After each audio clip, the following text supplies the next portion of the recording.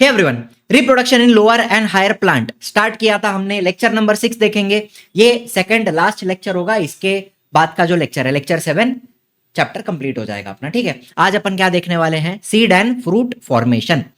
Video अच्छा लगे like करना, शेयर करना, सब्सक्राइब करना चैनल को। टारगेट रखते हैं 1000 लाइक्स का। Let us begin. अब देखो यहाँ पे क्या क्या आने वाला है। सीड और फ्रूट कैसे बनेगा? आपका जो ओव्यूल था, ओव्यूल के अंदर डबल फर्टिलाइजेशन हुआ, जाइगोट बना, प्राइमरी एंडोस्पर्म न्यूक्लियस बना, फिर जाइगोट का एम्ब्रियो बनने लगा, एम्ब्रियोनिक डेवलपमेंट स्टार्ट हो गई, and PEN primary endosperm nucleus उसका एंडोस्पर्म बनने लगा। ये हमने लास्ट लेक्चर में देखा था। तो धीरे धीरे आपका ओव्यूल ग्रो करके क्या बनेगा? सीड बनेगा। बराबर है। Ovule will become the seed after fertilisation. बराबर, फर्टिलाइजेशन के बाद धीरे धीरे ओव्यूल सीड बनेगा। एंड जो ओवरी होगी, ओव्यूल के बाहर का पूरा ओवरी, वो भी धीरे धीरे ग्रो करेगा एंड क्या बन जाएगा? फ्रूट बन जाएगा। ये सारी प्रोसेस हो रही है आफ्टर फर्टिलाइजेशन। ठीक है, इस तरीके से। अब मुझे बताओ, समझ लो ये हमने एक छोटा सा यहाँ पे इस तरीके से कार्पेल बनाया। ये नीचे ओवरी है, ओवरी के अंदर आपको इस प्रकार से ओव्यूल्स दिख रहे हैं। ठीक है, तो मुझे एक बात बताओ, ये जो सारे ओव्यूल्स हैं ये धीरे धीरे क्या बन रहे हैं? सीड बन रहे हैं। एंड ये जो ओवरी की वॉल है ये क्या बन जाएगी? ये बन जाएगी fruit wall. Are you understanding? Ovary wall will become the fruit wall. इस तरीके से। चलो, और इंटेग्यूमेंट्स क्या होते हैं आपको याद है? एक छोटा सा ओव्यूल बना देंगे यहां पे। चलो,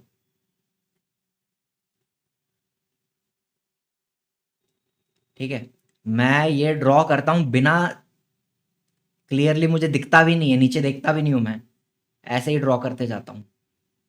ठीक है, समझ लो ये ओव्यूल अपना है इस तरीके से।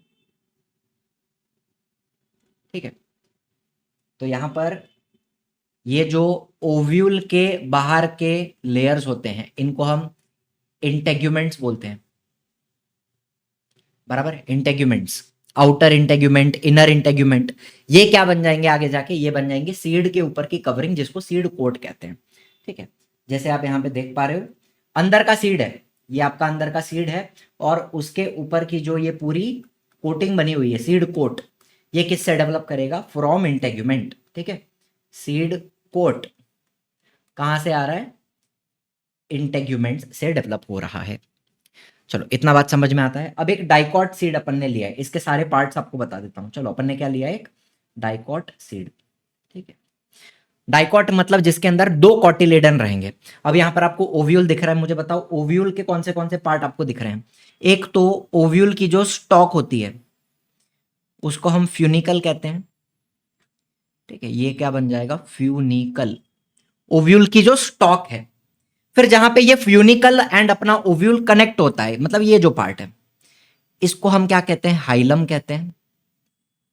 जहां पर फ्यूनिकल और ओव्यूल कनेक्ट होते हैं, that is called the hilum. चलो, फिर अंदर आपका एम्ब्रियो सैक रहेगा इस तरीके से। ये आपका एम्ब्रियो सैक है जिसके अंदर ये सेल्स प्रेजेंट है अपने, जो जो अपन ने पढ़े हुए हैं। ठीक है, फिर ये हो गई आउटर इंटेग्यूमेंट और ये हो गई इनर इंटेग्यूमेंट। तो ये इंटेग्यूमेंट आगे जाके सीड कोट बनते हैं। तो सीड कोट में भी दो लेयर होते हैं, ध्यान से सुनना। जैसे यहां पे आप देखो, सीड कोट के आपको मैं दो लेयर दिखा रहा हूं, एक बाहर का लेयर और एक अंदर का layer. Are you able to see? जो बाहर का लेयर है उसको क्या कहा जाता है? उसको कहते हैं टेस्टा। बाहर के लेयर को टेस्टा कहते हैं, अंदर के लेयर को टेगमेन कहते हैं। चलो, तो मुझे एक सिंपल बात बताना, जो आउटर इंटेग्यूमेंट है वो टेस्टा बन जाएगा और जो इनर इंटेग्यूमेंट है वो टेगमेन बन जाएगा। तो आपके सीड कोट के दो layer, टेस्टा and tegmen, outer and inner. Is this clear? चलो, बहुत अच्छी बात है। फिर ये पूरा जो पीछे का तुमको दिख रहा है, पूरा जो पार्ट आपको दिख रहा है, ये क्या है? It is nothing but the cotyledon. ये भी पूरा का पूरा कॉटिलीडन है। अब ये डाइकॉट सीड है तो दो कॉटिलीडन है, इधर भी है और इधर भी है। ये आपके दो कॉटिलीडन हो गए। ठीक है, फिर ये जो व्हाइट पार्ट आपको दिख रहा है बीच में छोटा सा, दैट इज द हाइलम। जहां पर ये, अब ये पूरा सीड कहां से डेवलप हुआ? आपके ओव्यूल से डेवलप हुआ है। बराबर है, ये पूरा सीड कहाँ से डेवलप हुआ है? ओव्यूल से डेवलप हुआ है। तो ओव्यूल का जो हाइलम था वो यहाँ पे आपको दिखेगा जहां पे फ्यूनिकल कनेक्ट हुआ था। तो ये जो पार्ट है व्हाइट वाला, it is nothing but the hilum, बीच में जो आपको दिख रहा है। Is this clear? सीड अपना ओव्यूल से बनता है, ओव्यूल का जो हाइलम था वो यहाँ पे आपको दिखता है, रिमेनिंग पार्ट ऑफ हाइलम। चलो फिर जो बीच में आपको ऐसे दो लीव्स दिख रहे हैं और ग्रीन कलर का जो पूरा स्ट्रक्चर दिख रहा है, it is the embryonal axis, पूरा पार्ट। ठीक है, जो पूरा पार्ट है, पूरा मतलब ये पूरा नीचे तक, इतना पूरा, ये पूरा क्या है? इसको मैं यहां लिख देता हूं, एम्ब्रियोनल एक्सिस। Embryonal axis. और उसके अंदर कौन से पार्ट्स होते हैं, एक एक करके देख लेंगे। अब जैसे ये पूरा ऊपर का पार्ट है, ये वाला अपर पार्ट, ठीक है, इस पूरे ऊपर के पार्ट को हमने एपिकोटाइल बोला है। क्यों बोला है वो भी आपको समझ में आ जाएगा। एपिकोटाइल। एंड एपिकोटाइल के टिप पे, एपिकोटाइल का जो टिप पार्ट है, it will be called as plumule, जो आगे शूट डेवलप करेगा, जहां पे अपाइकल मेरिस्टम प्रेजेंट होगा, मेरिस्टम। ठीक है, तो एपिकोटाइल का टिप पार्ट आ गया plumule, it will develop into shoot. चलो फिर जो नीचे का पार्ट है, नीचे का कौन सा पार्ट? ये वाला। इस पार्ट को हम कहां लिखूं मैं? इसको यहां लिखूं, चलेगा? साइड में। इसको मैं कहूंगा हाइपोकोटाइल। और हाइपोकोटाइल के टिप पे, मतलब जहां पे हाइपोकोटाइल खत्म हो गया, हाइपोकोटाइल खत्म हो गया, हाइपोकोटाइल के बाद एम्ब्रियोनल एक्सिस के टिप पे, ऐसा बोल सकता हूं, ये जो एकदम नीचे का पार्ट बनेगा, ये बनेगा, कहां लिखूं इसको मैं? यहां लिखूं, रेडिकल। और रेडिकल डेवलप करेगा इनटू रूट। तो एक बात हमने लास्ट लेक्चर में भी देखी थी, जो प्लूम्यूल है वो एपिकोटाइल का ही पार्ट होता है, एपिकोटाइल के टिप को प्लूम्यूल कहेंगे। एंड हाइपोकोटाइल अलग चीज है, हाइपोकोटाइल जहां खत्म होता है वहां रेडिकल स्टार्ट होता है, रेडिकल भी छोटा सा ही होता है। Radicle will develop into root. तो ये सारे पार्ट आपको समझ में आ गए। हाइलम हो गया, cotyledon, embryonal axis, टेस्टा, tegmen, hypocotyl, epicotyl, plumule and radical.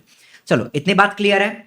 अब देखो जैसे सीड का जर्मिनेशन होगा, हमने क्या देखा? हमने देखा सीड जर्मिनेशन।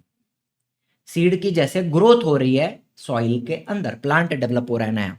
तो मुझे एक बात बताओ, यहां देखो, ये क्या है? ये आपके कॉटिलिडन है, कॉटिलिडन। एंड जब ग्रोथ होती है तो जो पार्ट कॉटिलिडन के ऊपर जा रहा है, अपने प्लांट का जो पार्ट कॉटिलिडन के ऊपर है, इस पूरे पार्ट को एपिकोटाइल कहेंगे। एपी मतलब अबाव, कोटाइल मतलब कॉटिलिडन। कॉटिलिडन के ऊपर जिसकी ग्रोथ हो रही है वो एपिकोटाइल, एंड उसकी जो टिप है, एपिकोटाइल की टिप, उसको मैं क्या कहता हूं? जस्ट फॉर अंडरस्टैंडिंग, ठीक है, ये तुम्हारा प्लूम्यूल वाला पार्ट है, मतलब प्लूम्यूल से ग्रो हुआ पार्ट। चलो फिर नीचे एपिकोटाइल के, कॉटिलिडन के नीचे जो अभी नीचे का पार्ट है पूरा, इसको मैं हाइपोकोटाइल कहूंगा। ठीक है, और बाद में नीचे तो आपको दिख रहा है कि रूट डेवलप हो रहे हैं, रूट्स, ये आपके रूट्स हो गए जो रेडिकल से डेवलप हुए हैं। Is this clear? चलो यहां पे भी आपको दिख रहे हैं ये कॉटिलिडन है, और अभी जो ऊपर ग्रो कर रहे हैं that is the true leaves, ये वाले ट्रू लीव्स।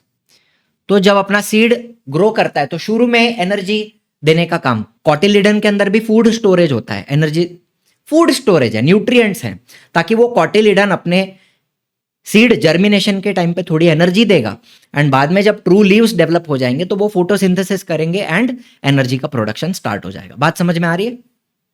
ये हो गया तुम्हारा सीड जर्मिनेशन। अब हम देख रहे हैं एक मोनोकॉट सीड। एक सेकंड बच्चों, मोनोकॉट सीड आपको बता रहा हूं यहाँ पे, मोनोकॉट। ठीक है, मोनोकॉट सीड में कौन कौन एग्जाम्पल अपन ले लेंगे कि जैसे भुट्टा, मेज हो गया, मेज का दाना, राइस हो गया, ठीक है, व्हीट हो गया, ज्वार, बाजरा, ये सब इसमें आ जाता है मोनोकॉट के अंदर। अब यहां पर देखना, एक और बात नोटिस की होगी आपने कि यहाँ पे जो हमने डाइकॉट सीड बनाया, इसमें हमने कॉटिलिडन दिखाया लेकिन एंडोस्पर्म नहीं दिखाया। यहाँ पे एंडोस्पर्म नहीं था, यहाँ पर सिर्फ कॉटिलिडन थे। ठीक है, और यहाँ पर मोनोकॉट सीड में आपको मैं बताऊं, अब ये जो पूरा सेंटर पार्ट है ऊपर का, ध्यान से सुनना, ये जो सेंट्रल पार्ट आपको अपर पार्ट दिख रहा है, ये है इसका एंडोस्पर्म। ये क्या चीज है? ये एंडोस्पर्म है। ठीक है। अब यहां पर कॉटिलिडन कहां होता है? कॉटिलिडन यहां पे बहुत छोटा, समझ लो इस पोजीशन में, यहां पर ये जो पार्ट आपको दिखा रहा हूं, ये इसका कॉटिलिडन है, और उस कॉटिलिडन को हम स्कटेलम कहते हैं, स्कटेलम। चलो अच्छा, दूसरी एक और बात, वेरी इंटरेस्टिंग, वेरी इंपॉर्टेंट। अब ये जो एकदम बाहर का लेयर आपको दिख रहा है, एकदम बाहर का, इसको मैं सीड कोट कहता हूं, बराबर है। लेकिन यहां पे क्या हो रहा है, ये जो ग्रेन्स होते हैं, जैसे मेज है, राइस है, तो इनका जो सीड कोट होता है ना, ध्यान से सुनना, यहां पर seed coat plus fruit wall, यही फ्रूट वॉल है। मतलब फ्रूट वॉल और सीड कोट दोनों एक साथ जुड़े हुए हैं, both of them are fused. मतलब जो आप एक दाना खा रहे हो, वो दाना पूरा एक फ्रूट ही है। Are you understanding? फ्रूट ही सीड है, यहां पे कोई अलग से इसके ऊपर फ्रूट नहीं है। जो फ्रूट की वॉल है, फ्रूट वॉल, और जो सीड कोट है, दोनों फ्यूज हो चुके हैं। मतलब ये पूरा एक फ्रूट ही है एक तरीके से। Are you understanding? ये पूरा फ्रूट ही है, इसके ऊपर कोई अलग फ्रूट वॉल नहीं है, यही फ्रूट है। चलो, ये एक बात समझ में आई। अब ये जो सीड कोट और फ्रूट वॉल है, उसके नीचे आपको एक लेयर दिख रहा है, ये वाला दिख रहा है, ये वाला। इस लेयर को कहेंगे एल्यूरोन लेयर। एल्यूरोन लेयर ये क्या करता है आपको बताता हूं। इसके अंदर ये प्रोटीन्स का बना हुआ है। किसका बना हुआ है? प्रोटीन्स का बना हुआ है। और ये क्या करता है? It will release enzymes to break down endosperm during germination. तो यहां पर क्या होने वाला है, जब हमारे सीड का जर्मिनेशन होगा, तो एंडोस्पर्म को हमें ब्रेक डाउन करना है, ताकि उसमें से हम एनर्जी रिलीज कर पाए। उसके जो न्यूट्रिएंट है एंडोस्पर्म के अंदर, उसका इस्तेमाल होना चाहिए। तो एक तरीके से ये एंजाइम्स क्या करेंगे? एंडोस्पर्म का ब्रेक डाउन करेंगे, उसको डाइजेस्ट करेंगे, एंड हमारे जर्मिनेटिंग सीड को एनर्जी मिलते जाएगी। ठीक है, चलो इतनी बात समझ में आई। Seed coat, fruit wall fuse हो चुके हैं। एल्यूरोन लेयर प्रोटीन का बनता है, जो क्या करता है? एंजाइम रिलीज करता है, एंडोस्पर्म को ब्रेक करता है। फिर एक कॉटिलिडन आ गया आपका नीचे। अब क्या क्या बचा? अब ये रहा तुम्हारा, ये प्लूम्यूल पार्ट है, ये तुम्हारा एम्ब्रियोनल एक्सिस हो गया अभी नीचे जो दिखा रहा हूं। प्लूम्यूल, और प्लूम्यूल के ऊपर आपको पता है एक प्रोटेक्टिव लेयर यहां पे दिया जाता है, जिसको कोलियोप्टाइल कहते हैं। ये हमने लास्ट लेक्चर में देखा हुआ है, कोलियोप्टाइल। चलो फिर नीचे आ गया ये रेडिकल। ठीक है, रेडिकल, उसके नीचे रूट कैप भी ले लो, यहां पे समझ लो रूट कैप भी है। और फिर आता है कोलियोराइजा। ठीक है, ये रूट कैप भी लिख देता हूं यहां पे, रेडिकल के ऊपर नीचे रूट कैप हो गया। And coleorhiza is also protective covering for the radical. तो ये बन गया तुम्हारा मोनोकॉट सीड। एग्जाम्पल में अपन ने क्या क्या देखा? व्हीट देखा, राइस देखा, भुट्टा, मकाई देखी, मेज देखा। तो ये सारे पार्ट्स आपके मोनोकॉट सीड के हो गए। चलो अब क्या समझना है? अब न्यूसेलस क्या होता है आपको याद है? जैसे ये अंदर तो आपका एम्ब्रियो सैक है, राइट, जिसमें आपको एंटीपोडल मिलेंगे, फिर पोलार न्यूक्लियाई मिलेंगे दो, ये सिनर्जिड हो गए, ये एग हो गया। एम्ब्रियो सैक के बाहर ये रहेगा न्यूसेलस का लेयर, बराबर है। न्यूसेलस, हमने पढ़ा है कि न्यूसेलस के अंदर ही एक मेगास्पोर मदर सेल बनती है, जो मियोसिस करती है, फिर उसमें से एम्ब्रियो सैक बनता है। वो कहानी हमने पढ़ी है। तो बाहर का पार्ट क्या है?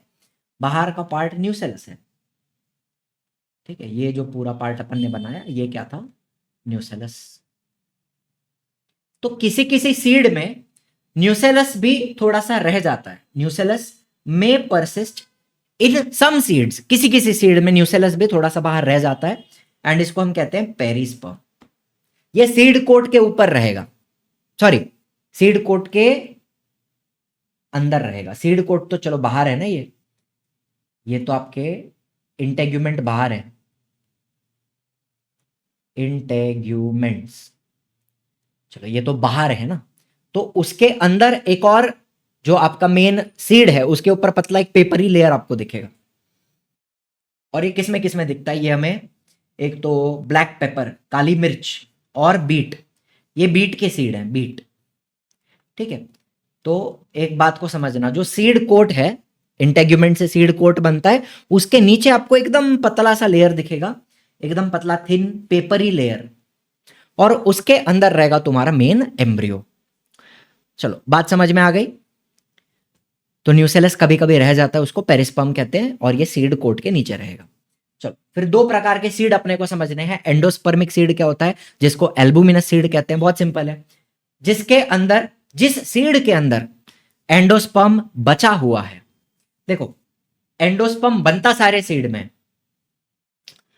एंडोस्पर्म जो है वो बनता सारे सीड में है, मोनोकॉट सीड में भी बनता है, डाइकॉट में भी बनता है, लेकिन ज्यादातर डाइकॉट सीड में क्या होता है, जो एम्ब्रियो की ग्रोथ होती है अंदर, जब एम्ब्रियोनिक डेवलपमेंट होती है तो एंडोस्पर्म खर्च हो जाता है, एंड बाद में जब पूरा आपका सीड बनता है तो उसमें एंडोस्पर्म नहीं होता, उसमें सिर्फ कॉटिलिडन्स होते हैं जिनके अंदर फूड स्टोर्ड है, बराबर है।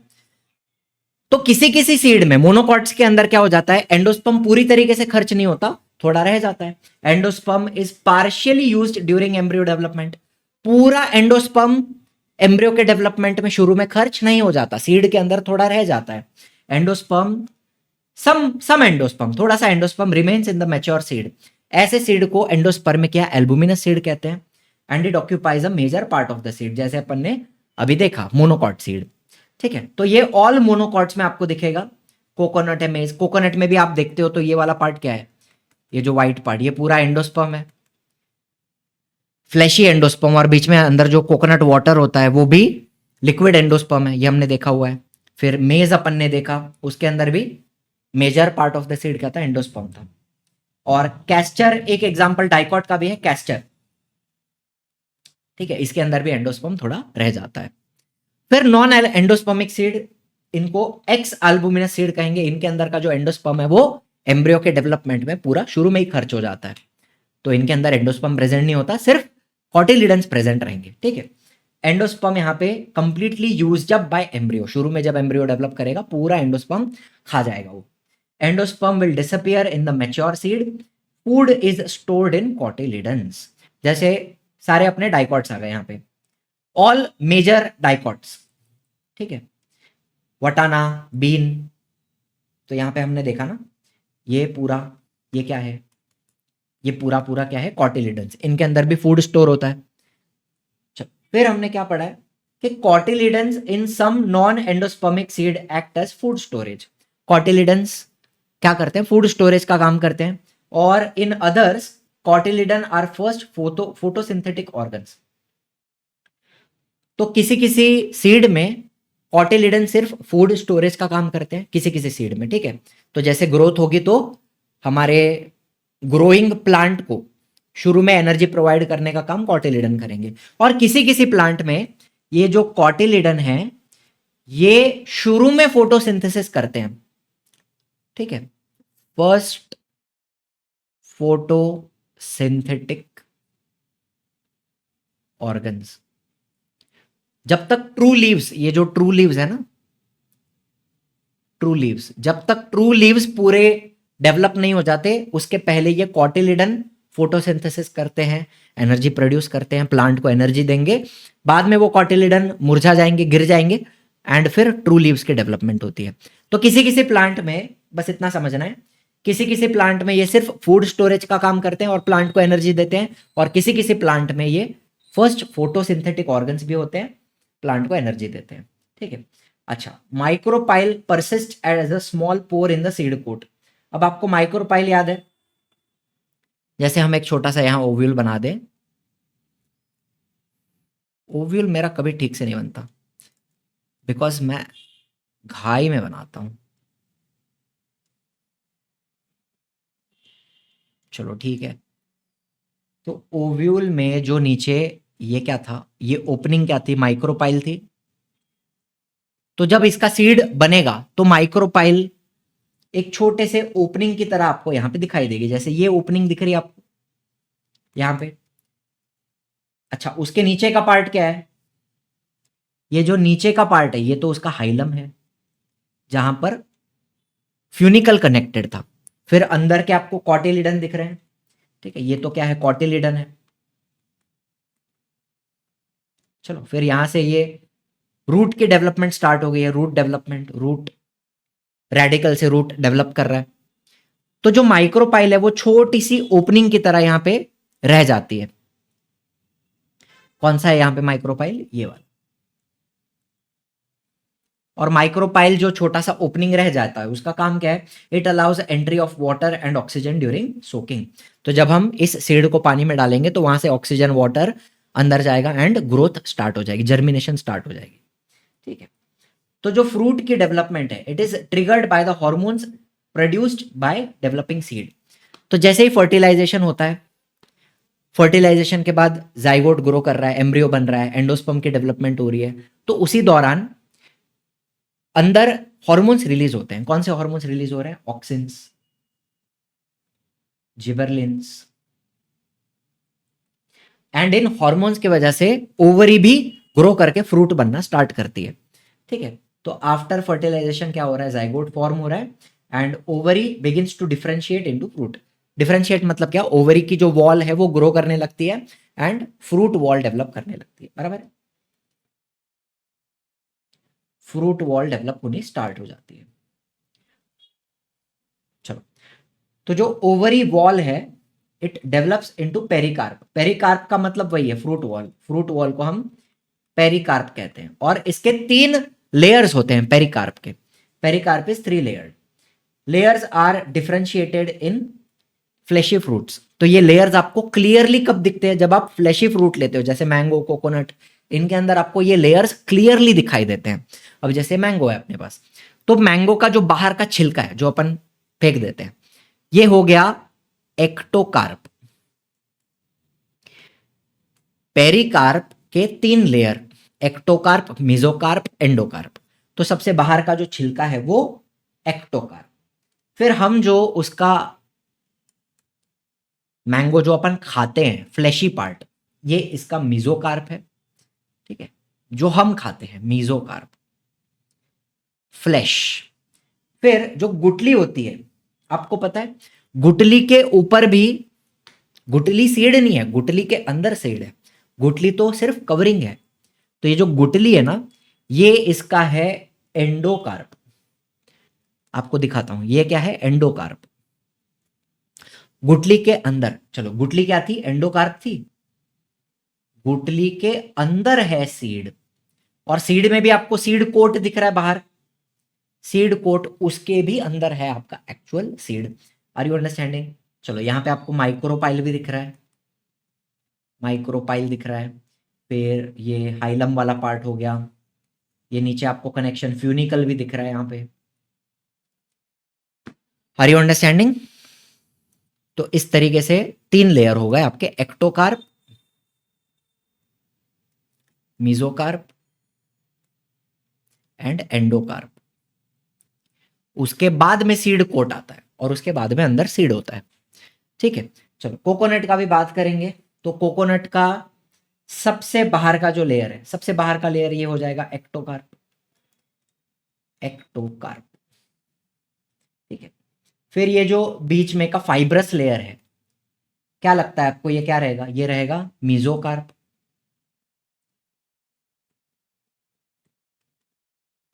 ठीक है। उसके बाद जो अंदर कोकोनट आप अगर मार्केट से लेके आते हो तो बाहर कैसा काउटी रहता है ना, कड़क शेल रहता है। तो जो काउटी है इट इज योर, यहां पे जो काउटी रहेगी ये वाली पूरी जो काउटी है इसके ऊपर, that is your endocarp. Endocarp, endocarp मतलब क्या है? यहाँ पे काउटी, कड़क पार्ट, कवटी। और उसके अंदर से जब आप खोबरा निकालते हो, कोकोनट निकालते हो, तो उसके ऊपर भी एक ब्राउन कलर का ये लेयर बना हुआ है। देखो इधर ब्राउन कलर का लेयर, ये क्या है? ये इसका सीड कोट है। ये सीड कोट हो गया। ठीक है। और फिर अंदर जो व्हाइट पार्ट है वो आपका आ गया एंडोस्पर्म, फ्लैशी एंडोस्पर्म, और बाद में अंदर जो पानी है, अंदर जो वाटर होगा वो क्या हो जाएगा, लिक्विड एंडोस्पर्म। और इसमें आप पूछोगे सर एम्ब्रियो किधर है, होता है छोटा सा एम्ब्रियो नीचे के साइड में होता है। अपन बोलते हैं ना कोकोनट की आंख है, वो आंख क्या होती है, उसके एम्ब्रियो होता है उसका। समझ में आ गया, कोकोनट, एक्टोकार्प, मेसोकार्प, एंडोकार्प। चल अभी what is the significance of seed and fruit formation, क्यों बनाना है सीड, क्यों करना है फ्रूट फॉर्मेशन, क्या मजा आ रहा है। फ्रूट जो है वो प्रोटेक्ट करते हैं सीड इन इमेच्योर कंडीशन। कभी कभी सीड पूरी तरीके से मैच्योर नहीं होते, तो फ्रूट का काम है, मतलब जब सीड की डेवलपमेंट हो रही है तो फ्रूट का काम है सीड को प्रोटेक्ट करना इमेच्योर कंडीशन में। दूसरा, seeds serve as important propagating organ of plant. Propagating मतलब क्या, प्लांट को रिप्रोड्यूस करना है, प्लांट को अपनी पॉपुलेशन बढ़ानी है, तो पॉपुलेशन बनाने के लिए, बढ़ाने के लिए किसका इस्तेमाल करेंगे, प्रोपगेटिंग ऑर्गन, सीड। प्रोपगेट करना मतलब क्या, पॉपुलेशन को बढ़ाना, प्रोपगेट, पॉपुलेशन को बढ़ाओ, इंक्रीज पॉपुलेशन।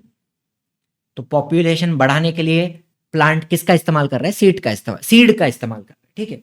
तो seed and fruit develop special devices for dispersal. अब डिवाइसेस का क्या मतलब है, मैकेनिज्म। तो जो सीड होते हैं और जो फ्रूट होते हैं वो स्पेशल मैकेनिज्म बनाते हैं। डिस्पर्सल मतलब क्या, स्प्रेड करना। अब मेरे को बताओ, जहां पर आपका प्लांट है वहीं पे नीचे नीचे सारे सीड गिर रहे हैं, तो कोई मतलब है क्या उसका, एक ही जगह पे सारे सीड गिरे हुए हैं, वहीं पे सारे प्लांट उगेंगे, आपस में ही कंपटीशन करेंगे, कोई मतलब नहीं बनेगा। तो हमें क्या करना है, हमें सीड को, फ्रूट को दूर दूर भेजना है, डिस्पर्स करना है, स्प्रेड करना है। एक बड़े एरिया में स्प्रेड करेंगे तब जाके पूरा पॉपुलेशन बढ़ते जाएगा, स्प्रेड होते जाएगा। Are you understanding. तो इसके लिए हमारे सीड और फ्रूट अलग अलग मैकेनिज्म बनाते हैं। सबसे सिंपल मैकेनिज्म है कि फ्रूट तुम्हारा मीठा हो, मीठा होगा तो एनिमल आके खाएगा, खाएगा, सीड भी खा जाएगा कभी कभी, फिर यहाँ वहाँ भागेगा, कहीं जाके पॉटी करेगा, जहाँ सीड गिरेगा वहां पे नया प्लांट उगेगा, या तो खाते खाते कहीं पे फेंक दिया उसने सीड, वहां जाके नया प्लांट उगा। तो अलग अलग मैकेनिज्म्स होते हैं सीड और फ्रूट के डिस्पर्सल के लिए, ठीक है। चलिए, this will help in distribution of the species, यहीं पे लिखा हुआ है, पढ़ लो नीचे लास्ट पॉइंट। इससे क्या होगा, स्पीशीज डिस्ट्रीब्यूट हो जाएगी, हमारा जो प्लांट है वो एक बड़े एरिया में स्प्रेड हो जाएगा, ठीक। एंड एक लास्ट छोटा सा पॉइंट है, dormancy. Dormancy is a temporary state of metabolic arrest. मतलब क्या, जब आपका सीड बना है, नया नया फ्रूट डेवलप हुआ है, उसका सीड अगर आप तुरंत सॉइल में डालोगे, मोस्ट ऑफ द टाइम वो सीड ग्रो नहीं करेगा। सीड का एक डॉर्मेंसी पीरियड होता है। मतलब फॉर एग्जांपल, फ्रूट बनने के बाद, एग्जांपल दे रहा हूं, 1 मंथ तक, 1 मंथ तक ये सीड ग्रो ही नहीं करेगा। इसको तुम चाहे कितना भी पानी दे दो, कितनी भी अच्छी सॉइल दे दो, सारे फेवरेबल कंडीशन दे दो, फिर भी ये ग्रो नहीं करेगा जब तक उसका डॉर्मेंसी पीरियड खत्म नहीं हो जाता। 1 महीने तक वो रुका रहेगा, बाद में वो जर्मिनेट करेगा। तो ऐसा काफी सारे, मोस्ट ऑफ द सीड्स में ऐसा कुछ डॉर्मेंसी पीरियड होता है।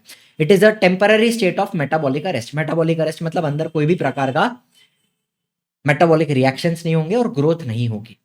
मेटाबॉलिक अरेस्ट मतलब जो भी लिविंग रिएक्शंस है उनको अपन मेटाबॉलिज्म बोलते हैं। तो सीड के अंदर सारे रिएक्शंस रुके हुए हैं टेम्पररीली, जब तक उसका डॉर्मेंसी पीरियड खत्म नहीं हो जाता, ठीक है। अब ये एक स्ट्रक्चरल या तो फिजियोलॉजिकल अडेप्टिव मैकेनिज्म है सर्वाइवल करने के लिए। इससे क्या होगा, अगर कभी एडवर्स कंडीशन है या बहुत ज्यादा ठंड है या पानी अवेलेबल नहीं है, तो अपना सीड मरेगा नहीं, वो जानबूझ के डॉर्मेंसी लेके आता है, अपने अंदर के रिएक्शंस को रोक देता है। सब सीड, उनका एक पर्टिकुलर डॉर्मेंसी पीरियड होता है, उसके बाद वो ग्रो करते हैं। अभी स्ट्रक्चरल और फिजियोलॉजिकल अडेप्टिव मैकेनिज्म का मतलब, स्ट्रक्चर मतलब उसका hard seed coat. For example, hard seed coat, seed coat उसका बहुत हार्ड है, तो अंदर पानी जा नहीं पा रहा है, ऑक्सीजन जा नहीं पा रहा है, तो ग्रोथ नहीं होगी। तो जब तक वो सीड कोट धीरे धीरे सॉफ्ट नहीं हो जाता, सीड कोट धीरे धीरे ब्रेक नहीं हो जाता, तब तक डॉर्मेंसी चलेगी, ठीक है। फिजियोलॉजिकल मतलब क्या, हार्मोनल। मतलब सीड के अंदर ऐसे कुछ हार्मोन हैं जो उसकी ग्रोथ को रोक रहे हैं, जब तक वो हार्मोन खत्म नहीं हो जाता तब तक अपना सीड ग्रो नहीं करेगा, ठीक है। तो ये एक सर्वाइवल मैकेनिज्म है।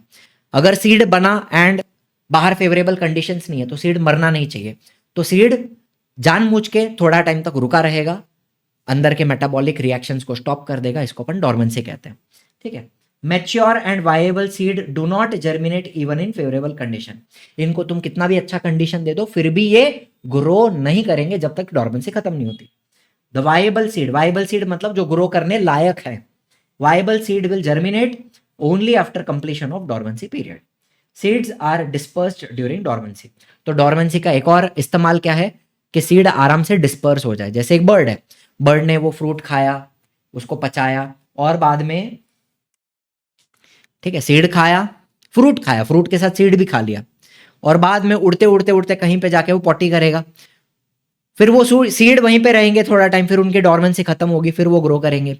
तो डोरमेंसी से क्या होता है, सीड को टाइम मिलता है डिस्पर्स होने के लिए, या वहां हवा से डिस्पर्स हो जाए, चाहे पानी से डिस्पर्स हो जाए, चाहे एनिमल से डिस्पर्स हो जाए, टाइम मिलता है डिस्पर्स होने के लिए, और अगर अनफेवरेबल कंडीशन है तो उसको भी सर्वाइव कर लेगा वो, ठीक है। तो ये हो गया डोरमेंसी। चलो और कुछ बचा है नहीं, बस इसी के साथ ये लेक्चर होता है समाप्त। अगला लेक्चर रहेगा लास्ट लेक्चर एंड अपन चैप्टर को कर देंगे कंप्लीट। चलिए, thank you so much for watching, I will see you in the next one. Tata bye bye, जय हिंद, जय महाराष्ट्र।